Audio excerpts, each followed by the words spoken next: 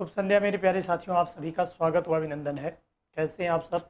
उम्मीद है कि आप सब अच्छे से हैं और अपनी पढ़ाई में भी लगे रहिए और निरंतर प्रयास करते रहना है जब तक आपको सफलता ना मिले। जब तक आपको आपके हाथ में एक जॉब ना आ जाए तब तक आपको कोशिश करते रहना है। तब तक समझिए कि जीवन में आपको तो एक बार सभी लोग बता देंगे कितने लोग क्लास में, जितने लोग अभी तक जुड़ पाए हैं। मैं एक बार आप लोग सभी लोगों को याद नाम लेता हूं। सौरभ यादव, अंजलि उपाध्याय, अभिषेक राय, पुष्पांजलि कुमारी, श्रेया सिंह, अनिल कुमार, सौरभ यादव, कंचन राणा, सरिता दिवाकर, सभी लोगों का क्लास पे ढेर सारा स्वागत व अभिनंदन है। शुभ संध्या है, गुड इवनिंग है सभी को। सविता सिंह, सूरज विश्वकर्मा, शशि कुमार, वर्षा तिवारी, सरिता दिवाकर। चलिए आइए एक बार सभी लोग बताइएगा दोस्त कि पीछे की क्लास में वक्रोक्ति अलंकार का क्या मैं आरंभ कर पाया था? एक बार सभी लोग बताएंगे कल की क्लास आखिरी क्या थी, यानी आखिरी दोहा या छंद आपको क्या बताया गया था जिसमें अलंकार का नाम था वक्रोक्ति अलंकार? एक बार बता देंगे। फिर आपको दो छोटे छोटे अलंकार के प्रकार और पढ़ने हैं, वीप्सा और पुनरुक्ति प्रकाश। इसके तुरंत बाद हम लोग प्रवेश करते हैं अर्थालंकार में। सभी लोगों को गुड इवनिंग है हमारी तरफ से, बताएं।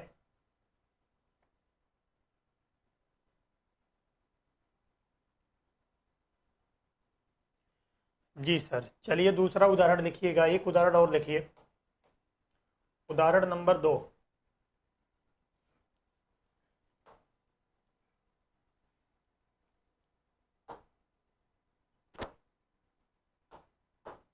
उदाहरण नंबर 2 लिखिएगा पहले।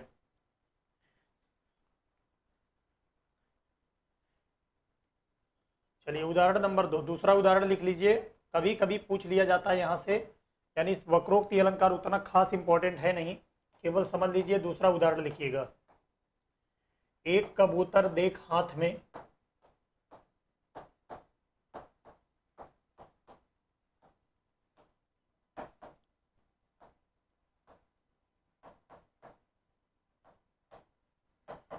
पूछा कहाँ अपर है।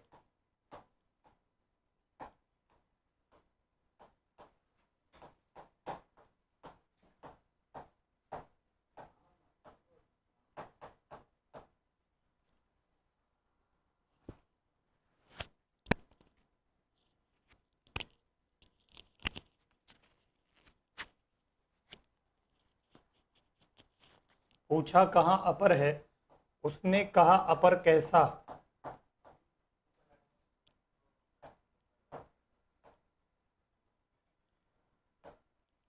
उसने कहा अपर कैसा,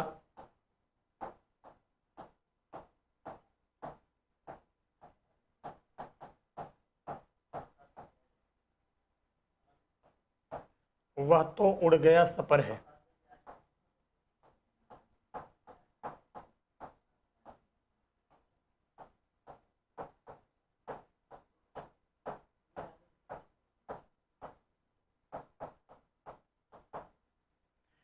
ध्यान देंगे, ये आपने राजा का नाम सुना होगा। मुगल कालीन एक राजा थे जिनका नाम था क्या? जहांगीर। जहांगीर की पत्नी का नाम था नूरजहां। राजा जी शिकार खेलने गए थे और शिकार खेल करके जब वापस आते हैं, घर पर राजमहल पर पहुंचते हैं, तो वो अपनी रानी साहिबा के हाथ में एक देखते हैं कि एक कबूतर है। और वो कबूतर की खासियत क्या थी कि उसका जोड़ा वाला उनको जानना था कि इसके साथ वाला कहाँ पर है। कहते हैं एक कबूतर देख हाथ में। अगर मैं पूछूं कि उनके ये मुगल कालीन राजा जो हुआ करते थे जहांगीर, ये किसके बेटे थे, यानी इनके पिता का नाम क्या था और उनके पिता का नाम क्या था और उनके पिता का नाम क्या था?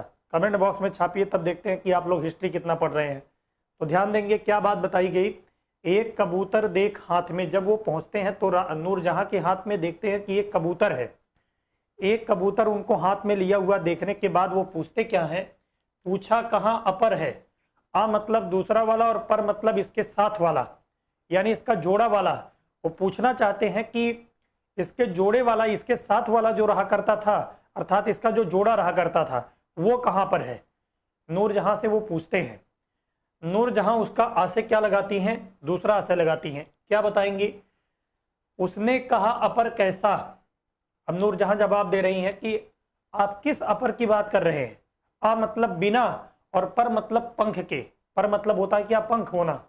तो वो समझ लेती हैं कि बिना पंख की बात ये कर रहे हैं। उन्होंने कहा, उसने कहा कि दूसरा वाला कहाँ है, तो ये कहते हैं कि दूसरा वाला पंख की बात आप कहाँ कर रहे हैं? कहती हैं कि वह तो उड़ गया सपर है। वह तो सा मतलब साथ, पर मतलब पंख की। वह दूसरा वाला जो था वो पंख के साथ था। पंख के साथ होने की वजह से वह उड़ गया है, अर्थात यहां से चला गया है। बहुत बढ़िया, क्या बात है। बाबर, हुमायूं, अकबर, जहांगीर, शाहजहां। काबर लिख दिए हैं सूरज विश्वकर्मा। चलिए ठीक, टाइपिंग मिस्टेक होगा, कोई दिक्कत नहीं है। ठीक, तो सबसे पहले, और बाबर के भी पिता का नाम बता सकते हैं? अगर नहीं जानते हो तो हम बता देंगे आपको। ठीक, बाबर के भी पिता का नाम अगर आपसे पूछा जाए तो बता पाएंगे? हाँ, एकदम सही जवाब दे रहे हैं आप लोग। बाबर के बेटे का नाम हुमायूं, हुमायूं के बेटे का नाम अकबर, अकबर के बेटे का नाम जहांगीर, जहांगीर के बेटे का नाम औरंगजेब, औरंगजेब के बाद फिर आप जानिए आपका कहाँ जाने।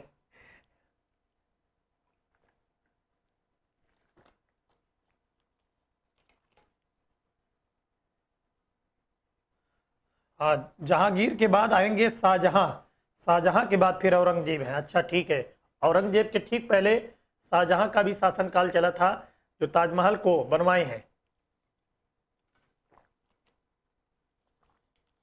उमर शेख मिर्जा, क्या बात है, गजब। सबसे पहले जवाब आया है अंजलि बच्ची का। अंजलि उपाध्याय ने एकदम सही जवाब दिया है, उमर शेख मिर्जा, यानी शेख मिर्जा उनके पिता थे। बहुत अच्छा, बहुत बढ़िया, तैयारी तो एकदम समझिए। बता रहा हूं कि हिस्ट्री पढ़ लीजिए। सौभाग्य है कि आपको इतने अच्छे टीचर एक बार में मिल गए हैं। बता रहा हूं, वाकई बता रहा हूं।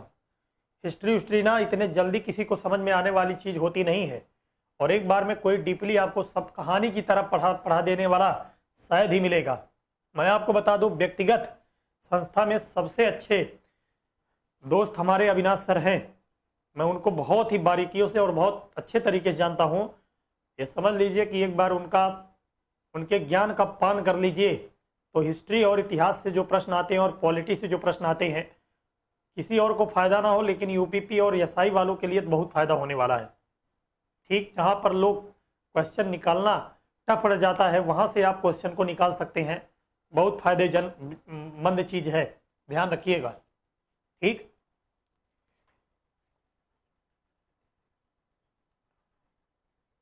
तो ये बताइएगा, इस बात को समझ पाए। एक कबूतर देख हाथ में, एक कबूतर उन्होंने देखा अपनी बेगम के हाथ में, और कबूतर देखने के बाद वो पूछना चाहती हैं कि ये इसके साथ वाला जोड़ा वाला कहाँ पर है।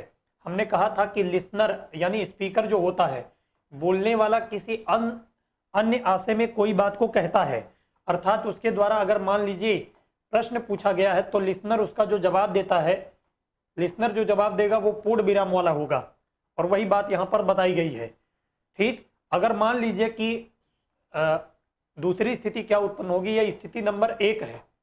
अगर स्थिति ये भी आपको देखने को मिल सकती है, क्या कि ध्यान दीजिए कि अगर स्पीकर ने कोई बात पूछा नहीं है बल्कि सामान्य बात बताई है, तो लिसनर उस बात में, लिसनर वाली बात में आपको क्या देखने को मिलेगा, प्रश्नवाचक चिन्ह, और वही क्रम यहाँ पर बना हुआ है जिसके माध्यम से आप बता देते हैं। ठीक है, ध्यान रखिएगा। ऐसी स्थिति में आपको बताना रहेगा अलंकार का नाम कौन सा, वक्रोक्ति अलंकार। अगली हेडिंग बनाएंगे विवक्षा अलंकार और साथ ही साथ पुनरुक्ति प्रकाश अलंकार एक साथ में, बहुत ही जरूरी। बस केवल और केवल उसके बारे में हिंट देना, बहुत ज्यादा समय नहीं लेना है। फिर आपको हम प्रवेश कराते हैं अर्थालंकार में। केवल जानकारी आपको देना गया था, क्या चित्रा, मुद्रा और पुनरुक्ति बदाभास, यहां से प्रश्न ना के बराबर बनते हैं। और ध्यान रखिएगा, इतने का अध्ययन अगर आप वक्रोक्ति, विवक्षा और पुनरुक्ति प्रकाश का कर गए तो शब्द अलंकार से प्रश्न आएगा तो उसको आप आसानी से कर जाएंगे, कोई दिक्कत नहीं होगा। ठीक, ध्यान दीजिएगा। एक तरफ हेडिंग बनाएंगे हम लोग विवक्षा अलंकार, दूसरी साइड में बनाएंगे पुनरुक्ति प्रकाश अलंकार। उसका कारण क्या है, क्योंकि अगर ऐसा लिखवा रहा हूं तो कुछ ना कुछ समानता है, कुछ ना कुछ विशेषता उनकी आपस में टकराती है। तुलना करके पढ़ लेंगे तो कोई समस्या आपको भविष्य में नहीं होगा। विप्सा अलंकार अगले साइड में लिखेंगे पुनरुक्ति प्रकाश अलंकार।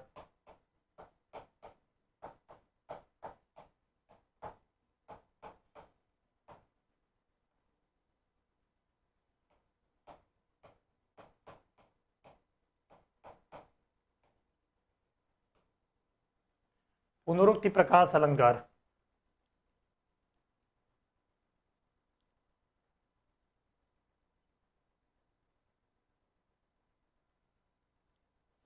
ध्यान देंगे विप्सा अलंकार क्या है।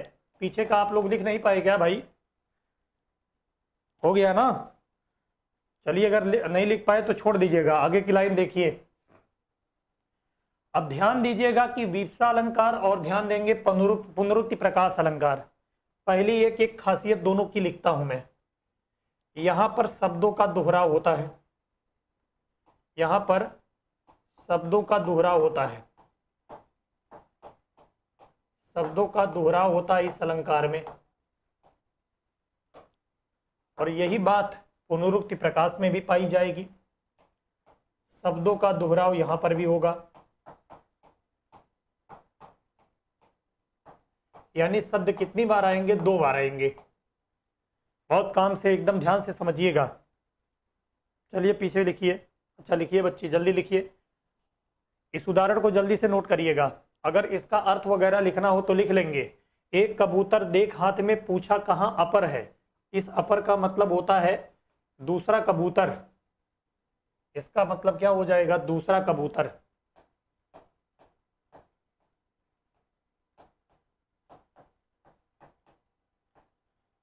उसने कहा अपर कैसा। आ मतलब बिना और पर मतलब पंख के।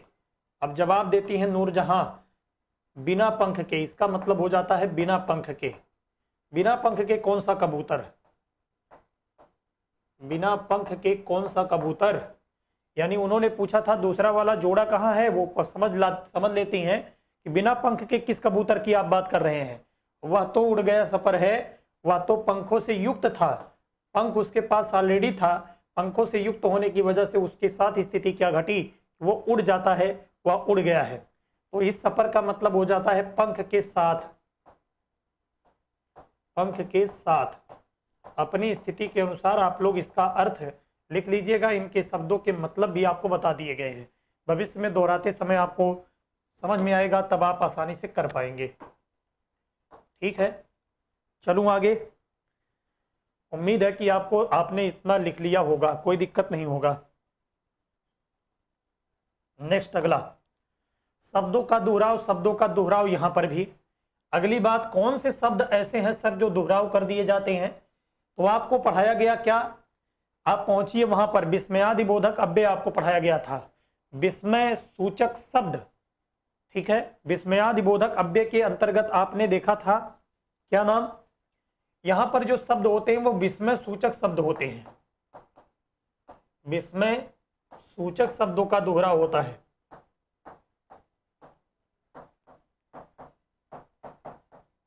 शब्दों का दोहराव होता है। जैसे की बात करें, जैसे जो शब्द होंगे वो किस पर आधारित होंगे? चाहे वो शोक का विषय होगा, शोक वाला शब्द हो, घृणा वाला शब्द हो, खुशी वाला, हर्ष उल्लास वाला हो, हर्ष वाला शब्द हो, हर्ष उल्लास, इसको व्यक्त करने वाले जो शब्द होते हैं यानी इत्यादि लिख देंगे। आपको जो बताया गया था विस्मयादि को व्यक्त करने वाले जो शब्द होते हैं, अगर उनका दोहराव होगा। और अगली खासियत एक और लिख लीजिएगा कि शब्दों के अर्थ एक जैसे रहें। शब्दों के अर्थ एक जैसे रहें, यानी दोनों शब्दों के अर्थ एक से हों।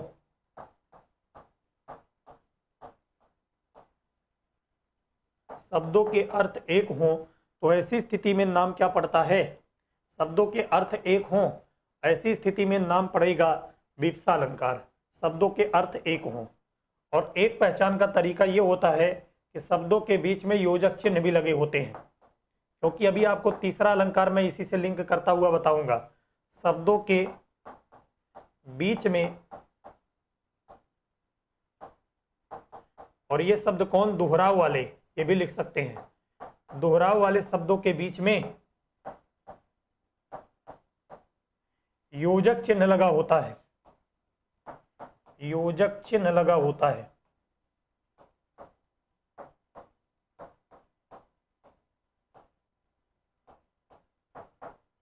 वहां वाला भी लक्षण लिखने दीजिए, तब आपको बताते हैं कि कहां पर यह बात कॉमन मिली थी और एक जगह पर यह स्थिति और कहां देखने को मिली है। तब अलंकार फिल्टर होता है, साफ होता है, एकदम समझ में आता है। ध्यान देंगे, शब्दों का दोहराव वहां पर था। विस्मय सूचक शब्द होते हैं जिनका दोहराव होता है, जैसे वो किस पर आधारित होंगे, शोक, घृणा, हर्ष, उल्लास, खुशी, ठीक है, ये सब वाले शब्द होते हैं जिनका दोहराव देखने को मिलता है। शब्दों के अर्थ एक होते हैं, यानी दोनों शब्दों का अर्थ एक निकलेगा। शब्दों के बीच में दोहराव वाले जो होते हैं शब्द, दोहराव जिनका होता है, उन शब्दों के बीच में योजक चिन्ह लगा हुआ मिलता है। यही सब पहचान का तरीका है दीप्सा अलंकार का। पुनरुक्ति प्रकाश अलंकार का ध्यान दें, शब्दों का दोहराव यहाँ पर भी, ये यहाँ पर जो शब्द आते हैं वो सामान्य शब्द होते हैं, विस्मय वाले नहीं होंगे, बल्कि सामान्य शब्द की आवृत्ति होती है। कितनी बार? 2 बार। शब्दों का, सामान्य शब्दों का दोहराव। एकदम समझिए कि पॉइंट वाइज एक एक बातों को निकाल करके रख दिया जा रहा है, केवल समझने की बात होगी। जैसे ही उदाहरण पर अप्लाई करेंगे एकदम बात क्लियर हो जाएगी। सामान्य शब्दों का दोहराव होता है, ठीक है भैया, ध्यान देंगे। इसके बाद ये जो सामान्य शब्दों का दोहराव होता है, ये जो दोहरान रिपीट वाले शब्द होंगे, इनके भी अंदर एक खासियत होगी कि इनको भी ये शब्द, ये दोनों शब्द योजक चिन्ह के माध्यम से जुड़े होते हैं। शब्द योजक चिन्ह के माध्यम से जुड़े होंगे, योजक चिन्ह के माध्यम से जुड़े होंगे।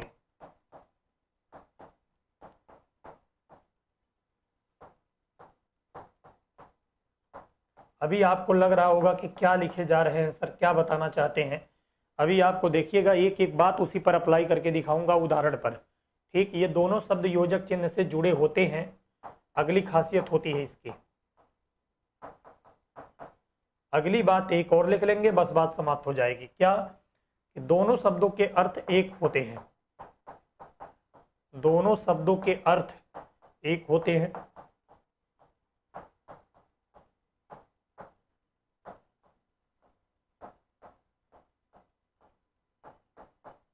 अब बात जैसे पर आकर के टिकेगी, जैसे ये बात आप बता रहे हैं तो कैसे हम मान लें, इस बात को समझने के लिए आपको उदाहरण देना पड़ेगा। तो ध्यान देंगे, अब उदाहरण मैं लिख रहा हूं, ठीक, ध्यान देंगे। आज से पूरा समझ लेने के बाद उदाहरण नंबर 1,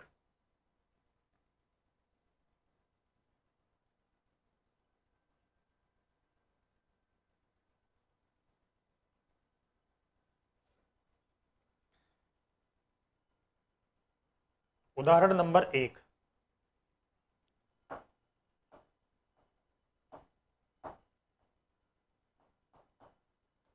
जैसे आपसे डायरेक्ट पूछा जाएगा, वाह वाह,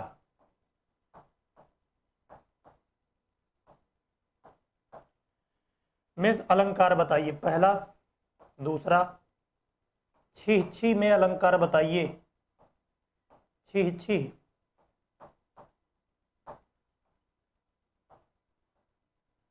उसका मन,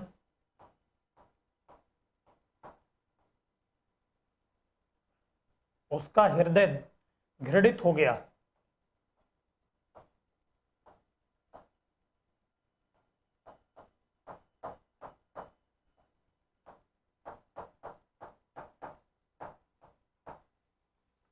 ठीक, 2 उदाहरण लीजिए, अभी दोनों से ही स्पष्ट हो जाएगा। अगला यहां पर उदाहरण नंबर 1 देखें, उदाहरण नंबर 1, सूरज है जग का बुझा बुझा।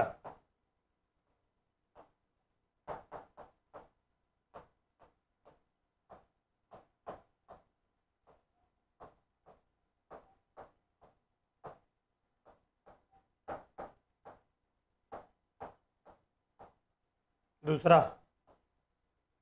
मधुर मधुर मुस्कान मनोहर, सॉरी, मधुर मधुर मेरे दीपक जल।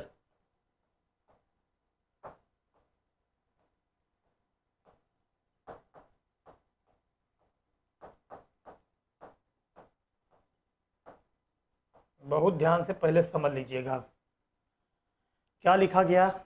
देखेंगे, अगर इन संरचनाओं को अगर ध्यान से गौर से देखिए तो एक अलंकार में यही चीज आपको और बताया गया। पीछे यमक अलंकार के पास पहुंचिए, शब्द एक होता था, उसकी आवृत्ति होती थी, अर्थात उसका दोहराव होता था। कनक कनक शब्द मिलता जुलता यहां से भी लग रहा है, यहां से भी लग रहा है।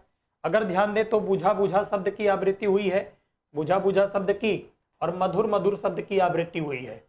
ठीक, और यही लक्षण मिलता जुलता आपके दिमाग में आया होगा कि यमक अलंकार में भी तो यही बात होती है। वही सेम चीज आपको यहाँ भी देखने को मिल रहा है। वाह वाह शब्द की आवृत्ति हो रही है, वाह वाह शब्द की आवृत्ति हो रही है। तो पहले तो अंतर करना आपको आना चाहिए कि विप्सा अलंकार और पुनरुक्ति प्रकाश अलंकार यमक अलंकार कैसे नहीं होता है। ठीक, पहले ये बात समझिए। आपको यदि याद हो तो वहां पर क्या बात बताई गई, यमक अलंकार के 99% उदाहरण में कभी भी आपको योजक चिन्ह के माध्यम से जुड़ते हुए नहीं दिखाई देंगे, पहली चीज। इसलिए उसको अलंकार का नाम हम क्या देते हैं, यमक देते हैं। और अगर यहां पर आइए तो यहां पर हर जगह पर हमने क्या लिखाया कि ये दोनों शब्द आपस में योजक चिन्ह के माध्यम से जुड़े होते हैं। पहचानने का तरीका यानी यमक और पुनरुक्ति प्रकाश में अंतर करने का, यमक और विप्सा में अंतर करने का एकमात्र तरीका क्या है कि योजक चिन्ह अगर दिख गया तो वो विप्सा हो सकता है अगर वो विस्मय सूचक शब्द होगा, और वो पुनरुक्ति प्रकाश हो सकता है यदि सामान्य अर्थ देने वाला है और उन दोनों को जोड़ा गया है विस्मय सूचक, सॉरी सामान्य अर्थ है, उनको जोड़ा गया किसके माध्यम से, योजक चिन्ह के माध्यम से। तो इन दोनों में अंतर अगला क्या होता है, विप्सा और पुनरुक्ति प्रकाश के जो शब्दों के अर्थ निकलते हैं वो एक जैसे निकलते हैं दोनों शब्दों के। लेकिन यमक अलंकार में हम पहुंचेंगे तो यमक अलंकार में अर्थ या आशय दोनों शब्दों का अलग अलग होता है। कनक का एक कनक का अर्थ दूसरा, दूसरे कनक का अर्थ दूसरा निकला था। यही सेम चीज सभी उदाहरण में आपको देखने को मिला था। तो ध्यान रखेंगे, इसका सबसे अच्छा अंतर करने का उपाय यही है कि जहां पर दोनों शब्द के बीच में योजक चिन्ह दिख जाए, अगर वो विस्मय सूचक वाले शब्द होंगे और वो विस्मय सूचक शब्द आपको विस्मयादि बोधक अव्यय में बता दिया गया है, अगर ऐसा शब्द आवृत्ति वाला दे करके अलंकार पूछा जाता है तब आप विप्सा अलंकार बताएंगे। अगर वाकई में उसके बीच में विस्मय सूचक वाले शब्द और चिन्ह नहीं लगे हैं और शब्द की आवृत्ति हो ही रही है और उनके बीच में योजक चिन्ह लगा है, तब उसका नाम आप क्या बताएंगे, पुनरुक्ति प्रकाश बताएंगे। क्या आप बताइए, मैं इस बात को बता पाने में आपको सफल हो पाया? वाह वाह, छी छी, उसका हृदय घृणित हो गया। दोनों जगह पर देखें तो विस्मय वाली बात है और दोनों शब्द के आशय एक है। तो ऐसी स्थिति में विप्सा अलंकार, सूरज है जग का बुझा बुझा, इस जो सूरज की, इस संसार का जो सूरज है अर्थात सूर्य है, उसका जो तेज होता है जिसकी वजह से उसकी कांति आभा पूरे विश्व में फैलती है, जिसकी वजह से वो प्रकाश उत्पन्न कर पाता है। वास्तव में आज ऐसी स्थिति घटी है, यानी आज बदली की स्थिति है, बादल छाए हुए हैं, ऐसा लग रहा है कि इसने अपने प्रकाश को, अपने कांति को, आभा को खो दिया है। तो देखने के बाद क्या लग रहा है कि इस पूरे संसार का जो सूर्य है वो क्या है, बुझा बुझा सा नजर आ रहा है, अर्थात उसकी चमक आज कुछ डाउन सी लग रही है। मधुर मधुर मेरे दीपक जल, दोनों मधुर का मतलब होता है मीठा। जल्दी से बताएं, एक बार बताएं कर पाएंगे कि नहीं। दोनों अलंकार जिसका हो सकता हो कि आपने कभी नाम भी नहीं सुना रहा हो, इस प्रकार का अलंकार भी होता है, उसको मैं एक एक बात को आपको सिखा पाया। जल्दी से कमेंट करिएगा कितना आपके दिमाग में ये चीजें फीड हुई, जल्दी से बताएं। हर एक बात को अंतर करने का तरीका आपको बता दिया, उदाहरण आपको बता दिए। अब हमें लगता है कि इसके बाद आगे बढ़ लेना चाहिए, क्योंकि यहाँ से बहुत ज्यादा प्रश्न नहीं बनेगा, समय को गंवाया जाएगा तो कोई मतलब नहीं होगा। बहुत अच्छा जवाब आने शुरू हो गए हैं। अंजलि उपाध्याय, राजदीप, सूरज विश्वकर्मा, केतन वर्मा, वर्षा तिवारी, पूजा राणा और लोग भी जवाब दे भाई जल्दी से। मजा आ रहा है ना पढ़ने में, चीजें क्लियर हो रही हैं, नए नए अलंकार को भी सीख पा रहे हैं कि नहीं, बताते चलिएगा। शब्द अलंकार के सारे महत्वपूर्ण प्रकार और उनके प्रकारों के भी जो प्रकार थे मैंने आपको पढ़ा दिया, ठीक है। जल्दी से कमेंट करिएगा भैया, यस सर क्लियर बा, जी सर क्लियर बा, ठीक है। और लोग भी कुछ लोग जवाब दे दें फिर शुरू किया जाए अगला। रंजू विश्वकर्मा, शशि कुमार और सूरज विश्वकर्मा, सभी लोग जवाब दे रहे हैं ठीक ठाक। तो उम्मीद है कि ये दो अलंकार भी आपको वास्तव में समझ में आए होंगे। दोनों में बात यह है कि यमक अलंकार, विप्सा और पुनरुक्ति प्रकाश में तीनों जगह पर शब्दों की आवृत्ति होती है। अगर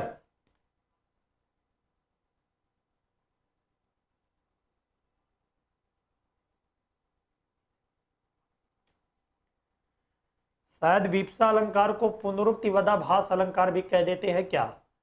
देखना पड़ेगा। अगर आप बताइए कोई दूसरा नाम अगर कहीं पर दिया गया हो तो बताएं वर्षा जी। ठीक है, तो ध्यान दीजिएगा, अगर आपको दोहराव वाले शब्द मिलते हैं तो 3 ऑप्शन आपके दिमाग में आने चाहिए, या तो यमक, अगली बात हाँ योजक चिन्ह इसमें मुख्य भूमिका निभा रहा है। आपको अर्थों के बारे में जानकारी हो या ना हो, योजक चिन्ह अगर लगा रहेगा तो वो या तो विप्सा अलंकार हो सकता है या तो पुनरुक्ति प्रकाश। और विप्सा पुनरुक्ति प्रकाश में कैसे अंतर करेंगे? अगर विस्मय सूचक वाले शब्द नहीं होंगे जुड़े हुए तब उसका नाम पड़ जाएगा पुनरुक्ति प्रकाश। और अगर ये योजक चिन्ह माध्यम से जब बना होगा तो विस्मय सूचक चिन्ह और शब्द के साथ दिखाई पड़ जाए तो उसका नाम विप्सा पड़ जाता है। ठीक, आगे इसके बाद चलते हैं। यस सर, क्लियर है, बहुत अच्छे से। चलिए, बहुत अच्छा। अगले अलंकार की तरफ हम लोग बढ़ते हैं। शब्द अलंकार में आपको जितना हमने लिखाया था उसमें 3 छूटा है। अब सुनेंगे कौन कौन। चित्रा और मुद्रा का लुप्त प्राय हो चुका है, इसके बारे में कभी पूछा जाने की संभावना ना के बराबर। ठीक, पुनरुक्तिवदाभास अलंकार है जो कि संस्कृत का ज्यादातर प्रयोग किया जाने वाला अलंकार है। पहले ये हिंदी में हुआ करता था, अर्थात इन तीनों को नहीं पढ़ना इसके आगे। अब हम लोग पढ़ना शुरू करेंगे तो सीधे प्रवेश करते हैं कहां पर? अर्थालंकार में। हेडिंग बनाइएगा, अर्थालंकार। दूसरा प्रकार शब्द अलंकार समाप्त हो जाने के बाद अब यहीं से वास्तव में अलंकार की जो सबसे बड़ी भूमिका आपके एग्जाम में निभाती है वो अर्थालंकार के सारे प्रकार निभाते हैं। तो अर्थालंकार के बारे में पढ़ना शुरू किया जाएगा। सबसे पहले अगर मैं पूछूं कि इसकी परिभाषा आप लोगों को बतानी रहे तो इसकी परिभाषा कैसे बताएंगे? इसकी परिभाषा बताने के लिए आपको बोलना पड़ेगा क्या? जहां पर काव्य में अर्थ के माध्यम से चारुता उत्पन्न की जाती है, चमत्कार उत्पन्न किया जाता है, उसकी शोभा बढ़ाई जाती है, किसके माध्यम से? अर्थ के माध्यम से।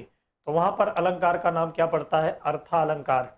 और एक बार अर्थालंकार की परिभाषा लिख लेने के तुरंत बाद अगला स्टेप होगा अर्थालंकार के प्रकार का एक बार नाम सोचा जाए। आप मुश्किल से यही 5 या 4 अलंकार का नाम जानते होंगे और मैं आपके सामने ये बोर्ड पर जगह कम करने वाला है, कई पेज पर मैं लिखूंगा और आपके सामने एक अलंकार के प्रकार जब जन्म लेंगे तो आप घबरा जाएंगे कि यह अलंकार होता है और इसको भी पढ़ना पड़ता है। आज आपको पहली बार जानकारी पता चलेगी। ठीक है, अभी लास्ट में आप बोलेंगे कि वास्तव में ये इसमें से केवल हम लोग 5 या 4 शब्द से परिचित थे सर, इसके बाद 15-20 अलंकार कम से कम हमारे सामने नए आए हैं। तो पहले उनका नाम आपसे परिचित कराया जाए, फिर इसके बाद हम लोग अध्ययन करने का शुरू करेंगे। ठीक, आगे देखेंगे। आ रहा है भैया, बिल्कुल प्रियांशु जी आपका कमेंट आ रहा है, आपने हमारे बारे में बहुत अच्छा लिखा है। ठीक, आपने लिखा है कि आप पढ़ाइए तो समझ में ना आए, ऐसा हो नहीं सकता है। हम आपका देखें, हम मुस्कुराए हैं, इसके बाद आगे बढ़े हैं। आइए देखते हैं। परिभाषा की बात जो हमने बोला उसी बात को लिख लेंगे। जहां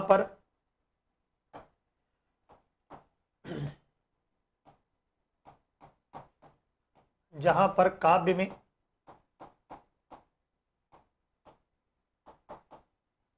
अर्थ के माध्यम से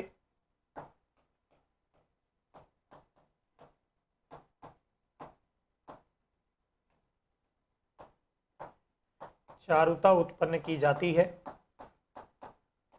चारुता को और सरल शब्द में समझने के लिए चमत्कार उत्पन्न की जाती है, यानी शोभा बढ़ाई जाती है।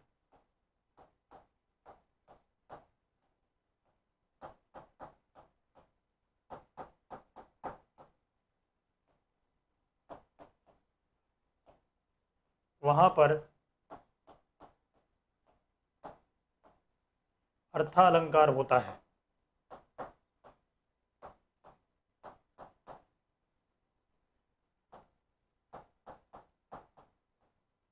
वहां पर अर्थालंकार होता है। ये तो रही इसकी परिभाषा। अगली बात, इसका प्रकार हेडिंग बनाएंगे धीरे से, तो कोई ना जान पाए, इसके प्रकार को जरा देखना शुरू करिएगा। प्रकार की बात, तो प्रकार में लिख लेंगे, कोई निर्धारित नहीं है प्रकार इसका।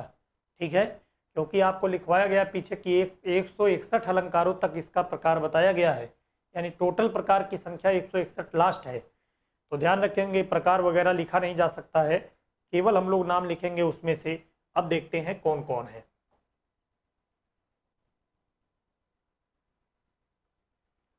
नाम जरा देखिएगा, और काम तो कल से देखना पड़ेगा, अभी नामे लिखने में इसका समय चला जाएगा।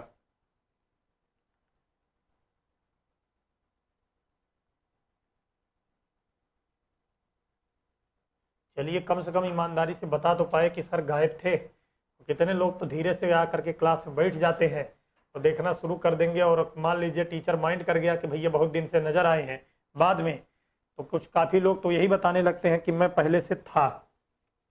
ठीक, आइए देखते हैं।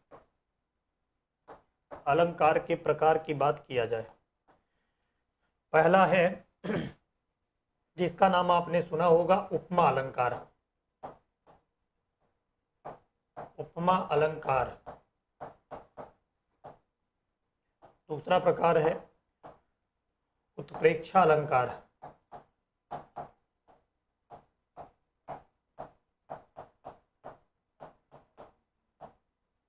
तीसरा नाम है रूपक अलंकार।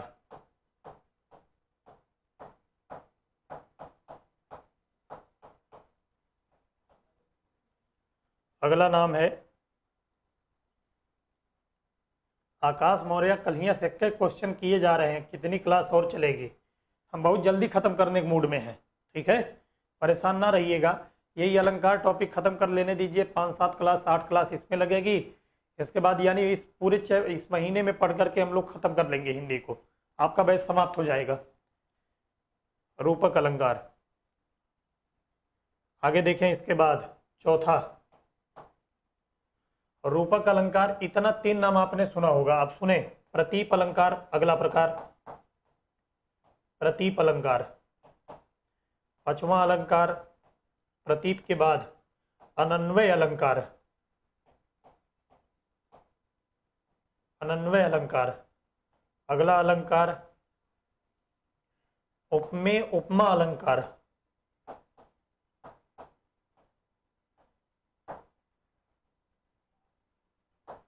अगला अलंकार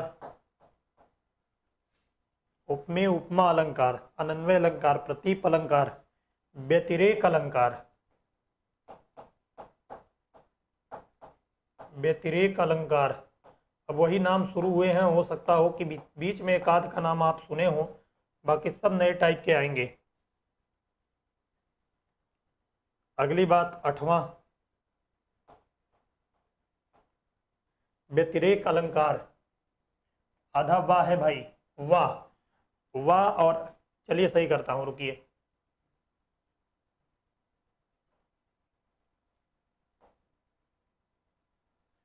पहले सही करिएगा, गलत ना होने पाए। उपमेय उपमा अलंकार, इसके ऊपर था व्यतिरेक शब्द है, व्यतिरेक,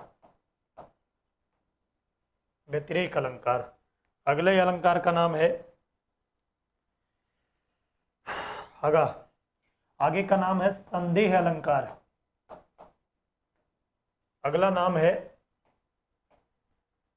भ्रांतिमान अलंकार।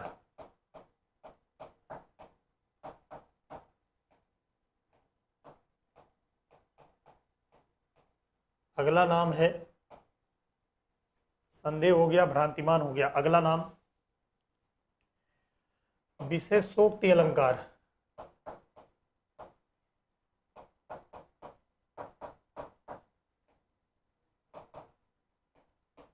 अगला नाम है विभावना अलंकार।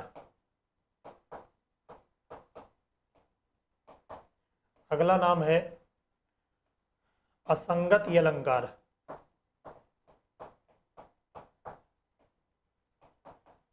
अगला नाम है विनोक्ति अलंकार।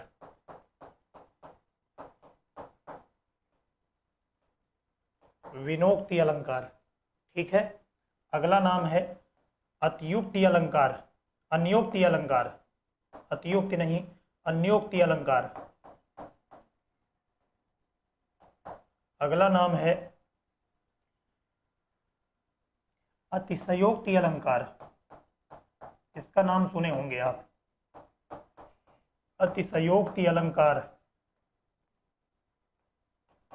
अगला नाम है, अगले अलंकार का नाम थोड़ा सा ऊपर लिख रहा हूं, नहीं तो कम पड़ जाएगा जगह। अभी बहुत सारे अलंकार बाकी हैं।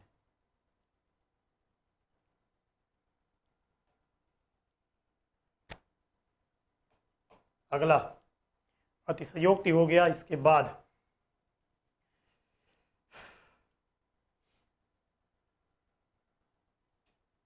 अगला अलंकार है, हाँ, ब्याज स्तुति अलंकार।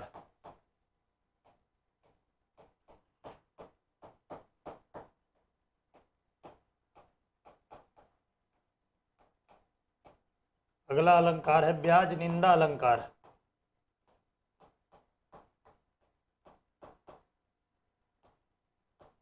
ब्याज निंदा अलंकार। अगला अलंकार है तद्गुण अलंकार।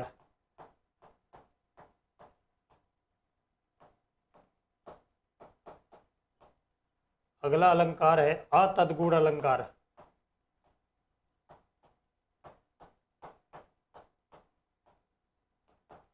अगला अलंकार है, तद्गुण हो गया, तद्गुण हो गया, स्वभावोक्ति अलंकार। चलिए इसको लास्ट में लिखेंगे, स्वभावोक्ति नहीं, उससे पहले आप लिखिएगा नाम मानवीकरण अलंकार।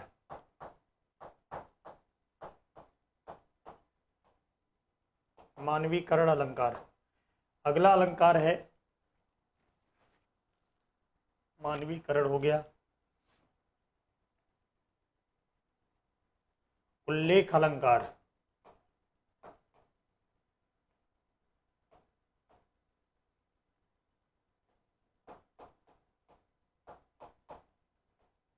उदाहरण अलंकार।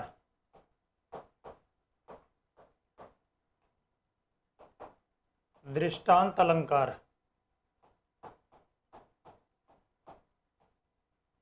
कहाँ हम लिख दें, इस पेज की जगह समाप्त हो गई।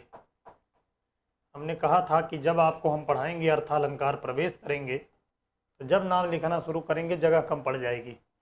अगले अलंकार को मेंशन कर रहे हैं यहाँ पे, दृष्टांत अलंकार, उदाहरण दृष्टांत, मानवीकरण। अगला अलंकार है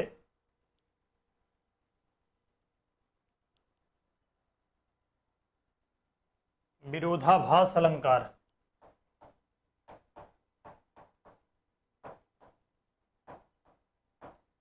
विरोधाभास अलंकार। अर्था अंतर्न्यास अलंकार।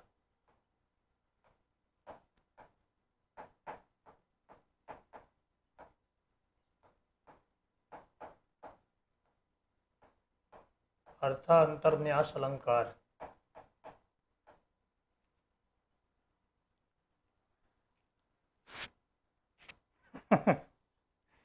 घबरा गए आप लोग, इतना पढ़ना है, पहले नाम सुनिए तो। अब इसके बाद धैर्य आपके पास जितना रहेगा, इसको पढ़ाना अगर शुरू करूं तो एक एक अलंकार एक एक दिन केवल चले तो अगले अलंकार को, अलंकार टॉपिक को कितना, लगभग 25 अलंकार आपके सामने लिखे गए हैं। तो 25 दिन तक केवल एक टॉपिक कितना ही अर्थालंकार पढ़ाया जा सकता है। लेकिन हमको विद्वता नहीं दिखाना है इसमें से आपको, और टेंशन ना लीजिए। परसों की क्लास में, और परसों की क्लास में एक ग्राफ हम बनाएंगे। अगर मन और तबीयत और आपका पूरा पैसा वसूल नहीं हो गया, या आपके सामने ऐसा लगेगा कि फिर जादू हुआ है इस चैप्टर में, ये 10 प्रकार के अलंकार की बात हर किसी के दिमाग में जाकर के बैठेगी। एक बार ग्राफ बनाएंगे इसी बोर्ड पर, 10 अलंकार की बातों को आपका दिमाग एक्सेप्ट कर जाएगा। बचेगा कितना, 10 टाइप का। ऐसा नहीं है कि 10 पढ़ करके उतना ही छोड़ देंगे, उनके बारे में जानेंगे, लेकिन उनकी बातों को एक बार आपका दिमाग समझ जाएगा। अगली बात, अभी और लिख सकते थे लेकिन इतने पे ही विराम ले लेते हैं, मान जाते हैं, ठीक, नहीं तो कहिए तो और लिखना शुरू करें। चलिए इतना ही रोकते हैं। तो ध्यान दीजिएगा, इसमें से 10 प्रकार के जो अलंकार हैं शुरुआत के, पहले नंबरिंग कर देते हैं, देखिए कितना हुआ है। हाँ बिल्कुल, संधि में हुआ था, जैसे आपको समास में देखता हुआ मिला, हर जगह पर आपको जैसे महसूस हुआ है ठीक वैसा ही जादू होता हुआ दिखेगा। 8, 9, 10, 11, 12, 13, 14, 15, 16, 17, 18, 19, 20, 21, 22, 23, 24 और 25। ने कहा था ना लगभग 25 अलंकार आपके सामने आएंगे, और वो 25 अलंकार आपके सामने हैं। ठीक है, अभी भी मन नहीं मान रहा है, तो 4-6 और लिखना था, लेकिन जाने दीजिए, जगह ही कम पड़ गया। ठीक है, तो इनको 22 हुआ है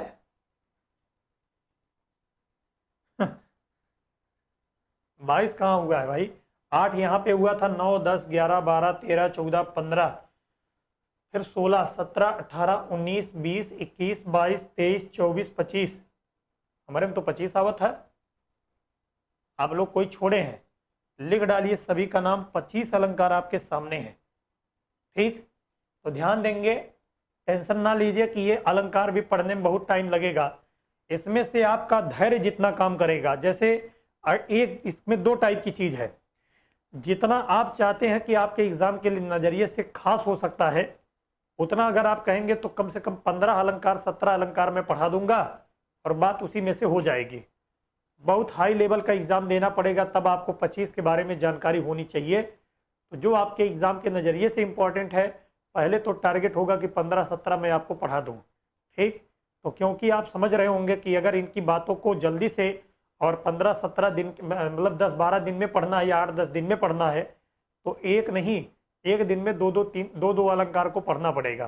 कुछ इसमें छोटे अलंकार हैं, कुछ इसमें बड़े अलंकार हैं, मिला करके कुल मिला करके 10 दिन आपका लगभग लगेगा।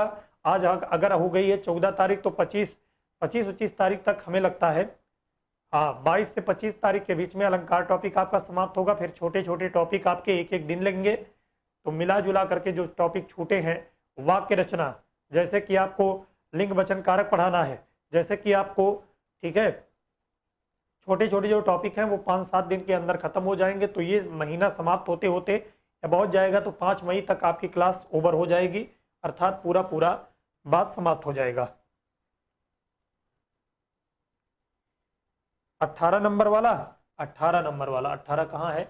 ब्याज निंदा अलंकार है। ब्याज, ब्याज का मतलब होता है जो ब्याज हम लोगों को मिलता है, किस रूप में? निंदा के रूप में, अर्थात अवहेलना के रूप में। और एक है ब्याज स्तुति अलंकार। ठीक, तो जैसा आप लोग कहेंगे उतना आपको अलंकार पढ़ा दिया जाएगा। तो अर्था अलंकार की कुल इतनी जानकारी आपको होनी चाहिए। आज तक आप, मैं बता दूं, वास्तव में हम भी पढ़े हैं, लोग अलंकार में, अर्था अलंकार में इतना उदाहरणों नहीं लिखाते हैं जितना मैंने प्रकार लिखा दिया है। और अगर इसके उदाहरण को लिखाना शुरू करूं तो आपकी एक मोटी नोट्स तैयार होगी और एक भी प्रश्न बाहर नहीं जाने पाएगा। लेकिन क्या जरूरत है उस विद्वता को जाहिर करने की? जितने से काम हो जाए और जितना आप दिमाग एक्सेप्ट कर जाए उतने पर बात कर लूँ और सारी बातें आपको समझ में आ जाएं, तो कल से आपकी क्लास बहुत रुचिकर होने वाली है और बहुत ही ज्ञानवर्धक होने वाली है। आपके सामने यह महसूस होगा कि हमने इस अलंकार टॉपिक को पढ़ा नहीं बल्कि जिया है। आप समय देंगे तो इस बात का मैं आभास करा दूंगा इस पूरे टॉपिक को समाप्त होते होते। ठीक, तो उम्मीद करूंगा कि आप सब पूरी हिंदी को अभी तक बेहतर स्थिति में पढ़े हैं और आप अपने आने वाले लोगों को, अपने भाई बहन को, आप अपने दोस्तों यारों को बताया करिए, निश्चिंत होकर के हम लोगों के साथ जुड़े, उनके साथ पूरा न्याय किया जाता है। जब तक इस फील्ड में हम लोग काम करेंगे तब तक ईमानदारी से करेंगे, कोई चीज़ छोड़ेंगे नहीं, अच्छे से हर चीज़ को क्लियर करने का प्रयास किया जाएगा। बाकी जब तक नहीं, ये जब चीज़ें ये होनी बंद हो जाएंगी तब कलम को हम लोग क्या कर देंगे, विराम दे देंगे, इसको रख देंगे। ठीक है, तो इन्हीं सब शुभकामनाओं के साथ आज की क्लास को यहीं पर रोकते हैं और आप सबसे मिलेंगे कल की क्लास में। तब तक के लिए सारे दोस्तों को क्लास से जुड़ने के लिए धन्यवाद। जय हिंद, जय भारत।